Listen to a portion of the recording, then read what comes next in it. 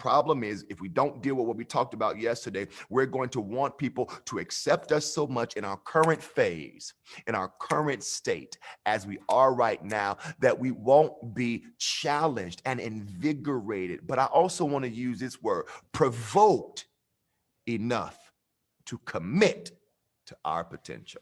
I think that's the problem with many of us. We've not had provocative conversations. I think we understand the value of supportive conversations. I think we understand the value of affirming conversations. Some of us even have the appreciation and a love for conversations that encourage and inspire and motivate. But how many of us can really say we enjoy being provoked? We enjoy those type of sentences and words that says, hey, there's so much more in you than what you're being right now.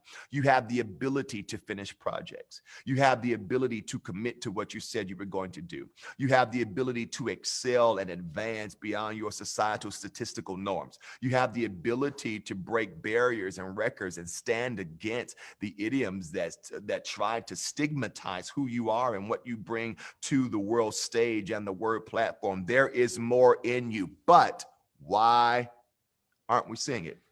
Because the real truth is, if step one is identity, step two is the leverage. It's the door. It's the link to all potential.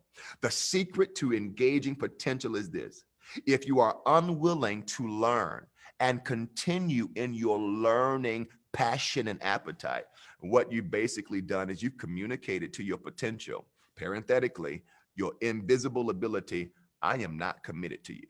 Now listen, here's something fun to consider. You cannot be in any leadership, managerial, supervisory position in your house, in your company, in your college, in your church, if you have unresolved commitment issues. Now, I know that kind of sounds romantic, and it kind of sounds like I'm dealing with the subject of relationship, and I am. But the subject of this type of relationship I'm talking about is you versus you. How committed are you to you? If you're writing notes, and I hope that you are, because that's what all great leaders do, I want you to write this down. I am my responsibility. I am my responsibility. One last time, just for the simple principle of reiteration.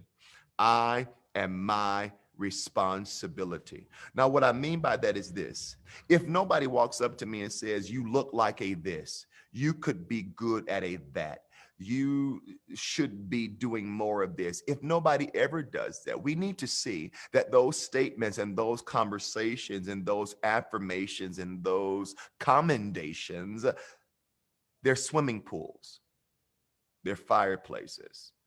What do you mean, Dr. Stevenson? Those are life amenities. They are not life necessities. And you need to make up in your mind tonight. You are not to go into tomorrow with this same mentality that you have now. Tonight, you have to make up in your mind that if nobody approaches me to escort and journey with me into the broad world of my potential, I'm committed to myself. So I'm going to read books whether people tell me to or not. I'm going to engage programs whether people say I should or not. I'm going to employ the law of exposure and be in rooms and start to listen to speeches and lectures. I'm going to do what other people think is boring and not exciting, because I don't live my life for excitement. I live my life for endurance. If I live my life just in the realm of excitement, I run the risk of living at the end of my life with regret, because I never did anything to engage the me you don't see. So if the starting point is identity, the way I unlock my potential is by learning skill and learning depth and learning environments and worlds. You know, people often mock me for being a professional student. I love to learn, and I'm learning all the time. I'm learning by observation. I'm learning by research. I'm learning by hearing. I'm learning by study, which seems to be a forgotten skill in today's culture, because we almost have a culturally induced attention disorder, where if something takes too much commitment and too much effort and too much stillness, we don't want to do it. But here's a problem. The cost and the expense of your potential is what you think is convenient. Nobody is going to be able to thoroughly commit to their invisible ability if they're addicted to convenience. And I think that some of you are not where you could be, either in your skill range, your creative range, your leadership range, your vocal range, your influential range, because you like convenience. And here's why. The deceptive implication is that convenience is safe, and it's not. It's just comfortable. But you have to be willing to do an uncomfortable thing to reach an invisible ability. It's so important that you realize that. I'm going to say something that I hope shatters a paradigm in your mind and in your thought. I'm going to tell you this. The most powerful parts of who you are, CEO, COO, CFO, manager, mommy, daddy, sister, brother, creative director, artistic director, music minister, whatever your role is, the most powerful parts of you are the parts that we can't see. Sink in the fact that meeting you as you are is meeting you mid-story. Your external self, your projected self, your crafted self, your polished self. But that's not the most potent you. The most potent you is that series and set of invisible abilities that we are all waiting to see manifest. That's the endurance in your career, and that's the longevity. That's your guarantee to promotion. People who are not committed to their own potential will never be promoted. Listen to what I'm trying to teach you. Committing to your own potential is the secret to promotion, because once a superior, a boss, a mentor, a coach looks at you and sees that there is a passionate, bloodthirsty, undistracted commitment to your own greatest you, and that your best competition or your most passionate competition is not against the alternates and the opponents and the other audiences, it's against what you know you have the ability to do. And when you say, on your mark, get ready, get set, go, you're not talking to anybody but your last version of yourself.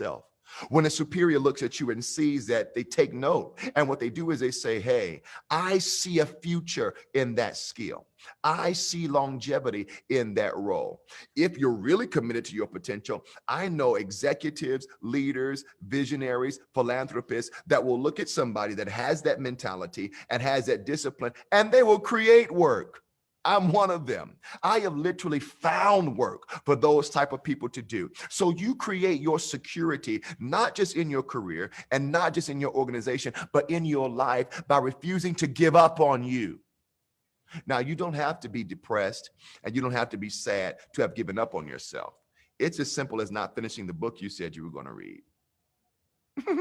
It's as simple as not following up on that evaluation from that mentor, that tutor, or that coach. It's as simple as deciding that you would much rather go on vacation than go to a seminar. It's as simple as deciding that you would much rather invest your money on things that you can't even see. You don't keep receipts for the shoes or the clothes or any of that, but you didn't think it was useful to financially invest in what you know. The problem with this is this. The white elephant in the room as we have this discussion about potential is that ignorance really is bliss. My challenge to you tonight is that what you don't know is hurting you. It's affecting you. And not being able to show up as your best self in every moment, in every room, and in every space is limiting your range and your accessibility, but most importantly, your impact. My goal for you, certainly, I'd love for you to have a 401k.